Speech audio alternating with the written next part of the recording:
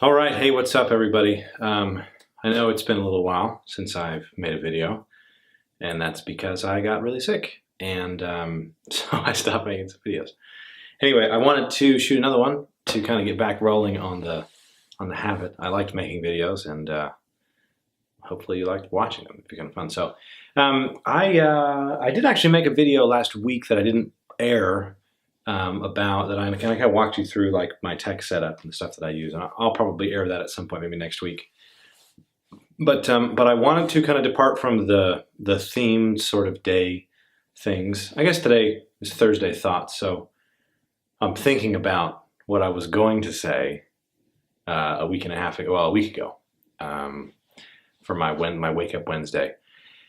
And today I want to talk to a very specific subset of people that I am very familiar with and I'm very close to, and that is Mormons.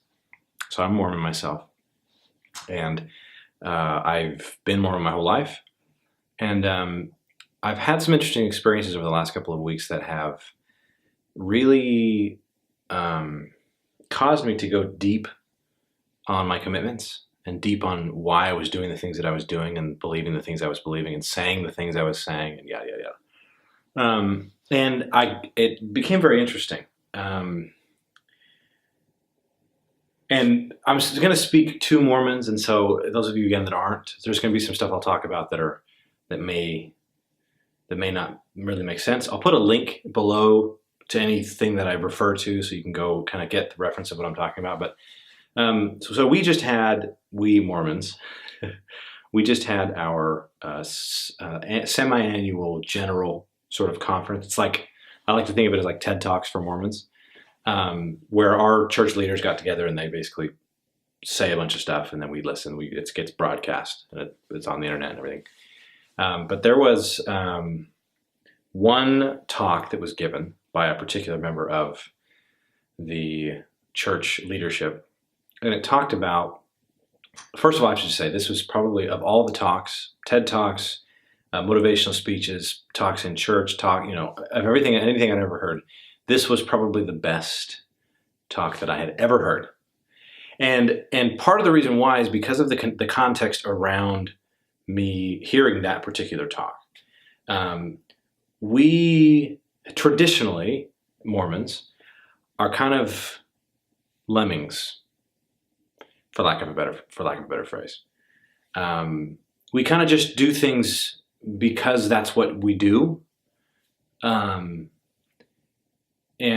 we don't question. And people that are and there's this whole subculture of like people that question are shunned and they're turned away, and they're excommunicated.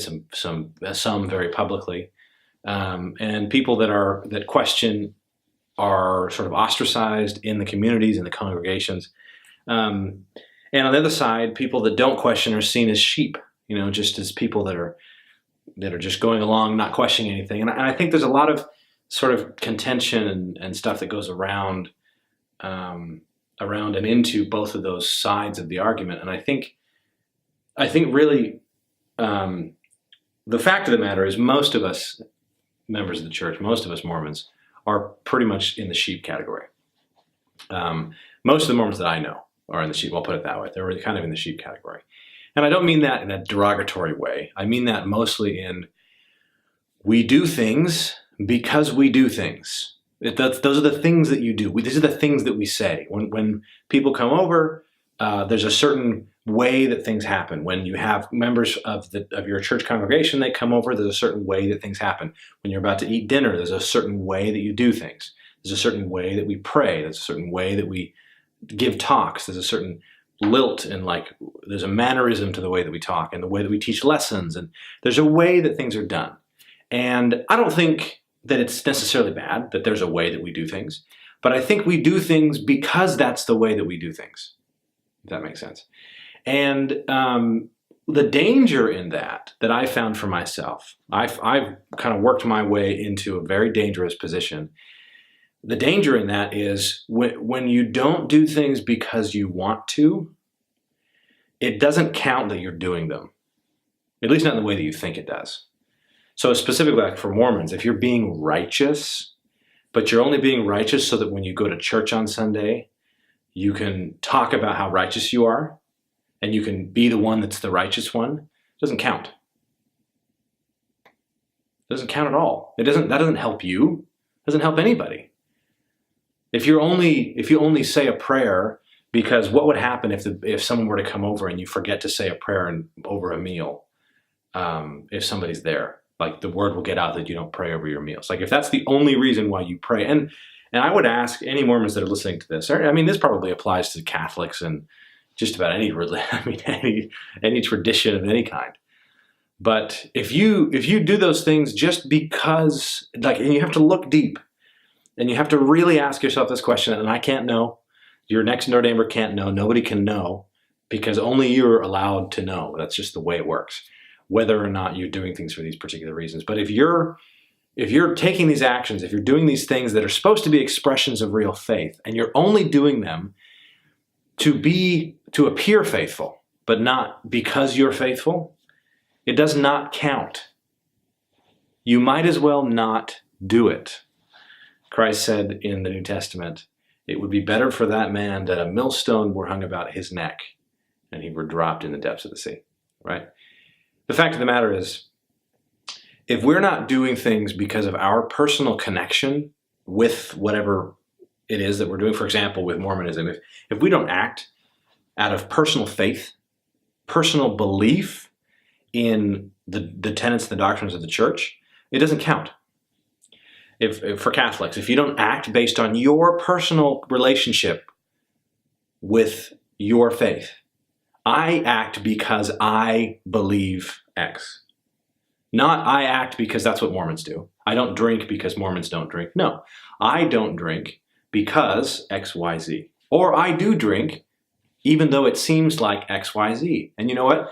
The fact of the matter is, it doesn't matter what anybody else thinks. If you don't drink only because it might get around to your bishop that you drink and it would be embarrassing, or because you're a young men's president and if your young men found out that you drink, it would be shameful for you, it doesn't count. That's not the right reason. Now, it might be better that you don't drink for the wrong reason than that you do drink for the right reason, if that makes sense. I don't know. But it seems to me that a lot of the things that we think are important, like appearing to be righteous, are not. What's important is being right. So again, this is in the context of Mormonism. Being righteous from the inside, regardless of what it looks like to anybody else. Nephi killed a man in cold blood. He murdered Laban. He murdered him. Okay. And it's going to take me a couple of times saying this for us to realize that when I say he murdered him, it's the same as when we talk about, it's the same action as when we talk about like a serial killer murdered a mother or a drunk father murdered a son. Same action. The difference was Nephi was acting out of faith, right? Nephi, that was the difference. Now, I use that example as an extreme. And any of you that are not familiar with the context, check out the link below. It might take you a while to really understand the context. But those of you that are LDS, which are the people that I'm talking to, will understand.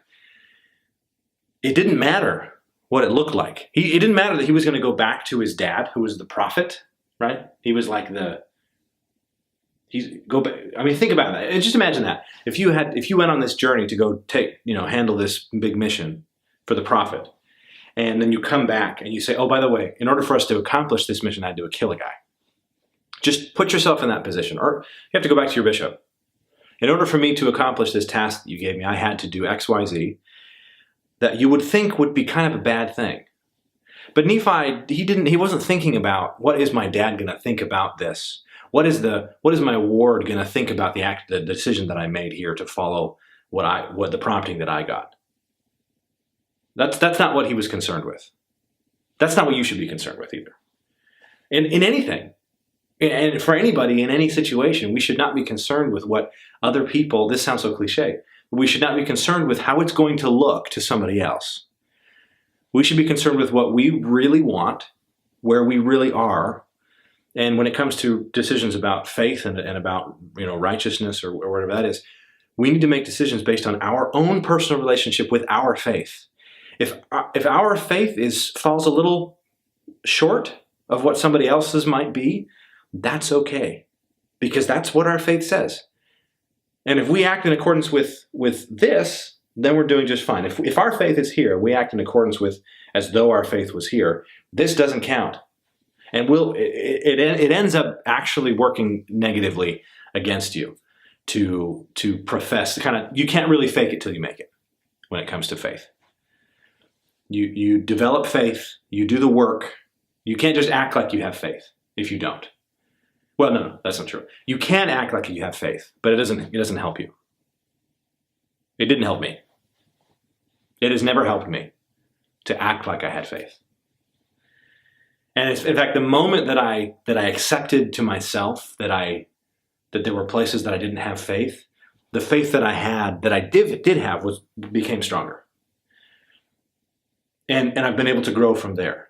Because I went through this process where I thought, oh, I don't have any faith.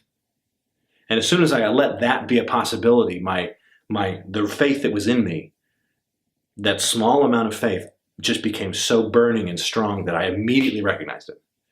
As soon as I said, maybe I have no faith, I said, no. The little burning inside me said, no, you believe this, or you believe this. And it was true. Now, it wasn't everything I had professed to believe before, but it was everything that I actually believed. And from that true foundation, I've been able to build, which it's been a powerful experience for me. So this all has been like a circle lead up to me talking about the talk from General Conference, and I apologize for the huge wind up. Elder Uchtdorf's, President Uchtdorf's talk from the priesthood session of conference was transcendent. What did he say? He made a very specific point, and he said a lot of things, but I think the thing that was the most important was when he said, we need to do things because we want to. We need to look deep, and we need to be focused on people. We need to be focused on real things. He said, one way for you to know if you're focused on the right thing is to ask yourself, why are you at this meeting? So, right. So why are you at the priesthood meeting? Which again is an additional meeting that we go to twice a year. And he said, well, I'll answer that question for myself. Now again, remember, this is like number 3 he's like the number 3 person in the whole church in terms of hierarchy, in terms of leadership. He's like at the very top, right? This is what he said. I'll tell you what he didn't say first. He didn't say, I'm here because I have a duty. He didn't say, I'm here because it's my calling to be here. He didn't say, that's a dumb question, right? He said, and in fact, he even said, you might think that I'm here because President Monson assigned me to speak. And that's an okay, it makes sense that you would think that, but that's not a good reason. It's not even a good enough reason for the prophet to ask you to do something, right? And then he said, you might think that I'm here, excuse me. You might think, oh, geez. Excuse me. You might think that I'm here because my wife would be disappointed if I didn't come. And he said, but that's not a good reason either. And he said, it's true, my wife would be disappointed if I didn't come, but that's not why I'm here, and that's not a reason to be here. He said, I am here because I want to be.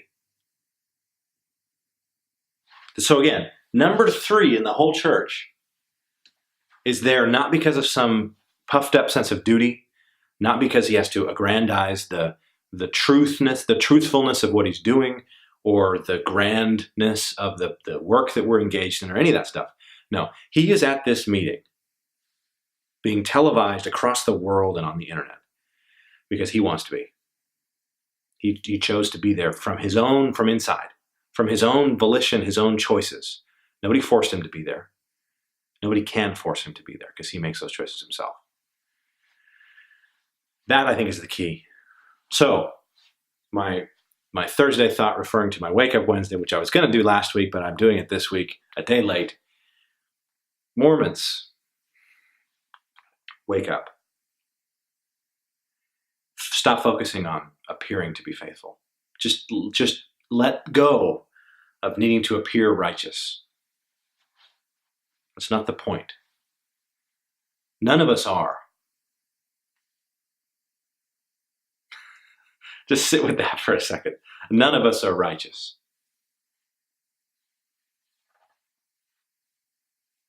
I didn't say none of us are perfect. I said none of us are righteous. None of us are good. We're all sinners. We all make mistakes. We all do horrible things. We've all done horrible things. And we're all hiding those horrible things that we've done. Now, obviously, I'm not saying we need to come in together in sacrament meeting and like express all the horrible things that we've done. But just you and me, let's just have a one-on-one conversation for a second. You and me are the same. You've made mistakes that you're hiding from. I've made mistakes that I'm hiding from. How do I know that you have mistakes that you're hiding from? Because I have mistakes that I'm hiding from, and you and I are the same. You don't need to hide from them. In fact, the moment that you accept within yourself, I'm not talking about publicly. Public has nothing to do with this. When you accept within yourself that you are broken, and I am broken, and the guy and the girl sitting next to you are broken, and the family in front of you is broken. We're all broken together. You start to realize that's why we have a church. That's why we come together. It's because we're all broken. We all have need of mending, and we get it there. That's where we get the healing, the mending, the tiding. It tides us over so we can make it through another week. It's because we're all broken together. And so all this this needing to appear righteous, it just brings us farther away from the truth, which is that we need each other. I need you. I need you to be who you are. I need you to be strong in yourself, in your own faith, so that when I come and I talk to you, I'm not just talking to a parroted, mimicked response of what the last 60 years of people have said. I need to be talking to you. And you need me to not hide behind some answer to some question that sounds good because it came from a textbook. You need me to tell you how I really feel. Because we are the same. And you need to feel that you are not alone. And you're not. You're not alone. You never were. It just feels that way. We're all broken. And I am here as a broken member of the Church of Jesus Christ of Latter-day Saints, willing to open my heart and open my feelings to anybody that needs to hear. And I would hope that you would do the same. Because it doesn't matter what you look like. It doesn't matter what you seem to be. It doesn't matter how strong you seem to be. Or how righteous you seem to be. Because we're all broken. And the only thing that really matters is, are you strong? Are you righteous? Are you faithful? Regardless of what anybody else thinks. That's the question. So let's just stop worrying about how we look.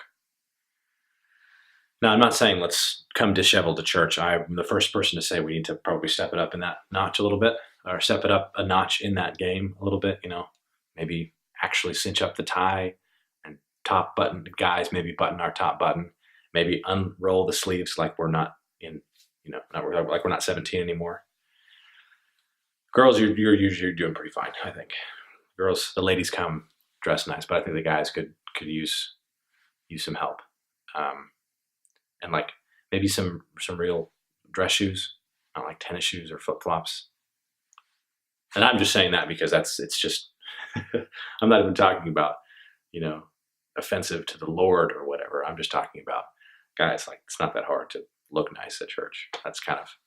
That's one traditional custom thing that we can stick with. Sorry, I don't mean to make light of that after. This is kind of a serious note. But when we come together, we need to come together to help each other, to support each other. And nobody gets support unless they need support. And nobody gives support to anybody else unless they think that somebody else needs it. So let's all just accept that we all need it. We're all broken. Let's all just forget about how we look and about whether or not the next person thinks that we're as righteous as we want to be. Let's just accept that we're broken and we're trying and we're falling and we're getting up and we're continuing to move forward, and it's painful and it hurts and we have questions that we don't know. We have doubts, and there are things that we just don't understand, and there are things that don't make sense to us, and that's okay. Because that's what it is. That's the truth. That's the real truth, is that it's not perfect. So let's stop trying to look like we are.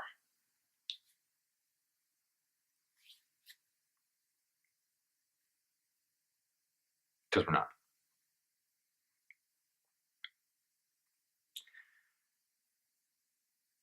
Thank you for watching. Thank you for sitting through that little rant.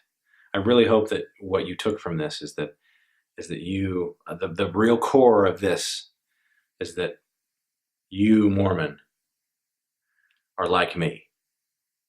We have a connection. And you and I are broken in the same way. I know what you feel, because it's what I feel. I know the struggle that's within you, because that's what's within me. Even if it's deep and buried and covered by a lot of happy white lights and paradisiacal glory, so to speak. I know that it's there because it's within me. And I was that guy. I was the white lights, that everything's perfect. The I know, praise Jesus, all that stuff. That's who I was. And sometimes it just takes some massive life reorganization to help make you look at what's real and what's true. So thank you again. If you're not Mormon and you happen to stay through this whole thing, I applaud you. I hope that we have a chance to chat at some point about things. Mormonism is super powerful and it's dear to my heart, and it's brought me through a lot of really rough patches. And anyway, so thanks for watching. Stick around. We will be coming out with some more videos. I may not do one every day, but I would like to do one every day, so we'll just see how they come. But stick around. Be ready for tomorrow's video. This weekend's going to be awesome. And we'll see you tomorrow.